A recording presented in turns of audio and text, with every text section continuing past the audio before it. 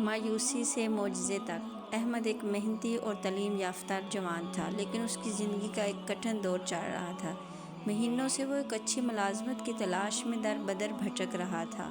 ہر جگہ سے اسے صرف انکار ملتا۔ گھر کے حالات روز بروز خراب ہو رہے تھے اور لوگوں کی باتیں اس کے دل کو چھلنی کر دیتی تھیں۔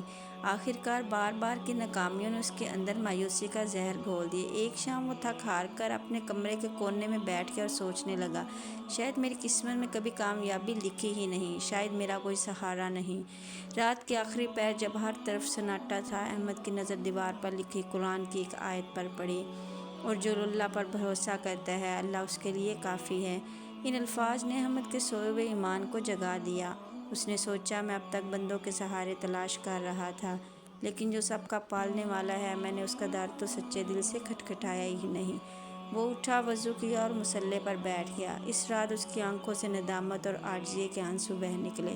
اس نے اپنے دل سے تمام مایوسیوں کو نکال پھینکا اور اللہ کے حضور گڑ گڑا کر دعا کی، اے میرے رب، میں بندوں کے دروازے سے تھک چکا ہوں، اب میرا پورا توکل صرف تجھ پر ہے۔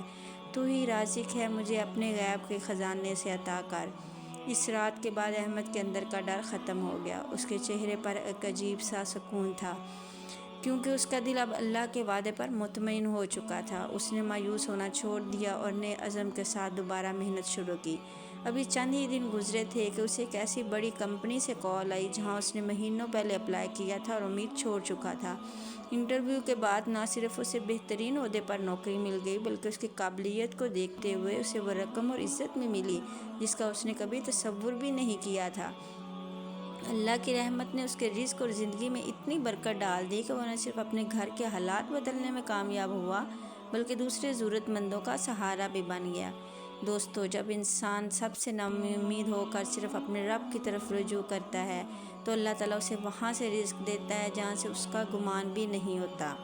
اگر آج آپ بھی کسی پریشانی یا بے روزگاری کا شکار ہیں تو مایوسی کا دامن چھوڑ دیں اور اپنے رب پر کامل بھروسہ رکھیں، اور یاد رکھیں، جو در اللہ کا کھٹکھٹاتے ہیں وہ کبھی خالی ہاتھ نہیں لوٹتے۔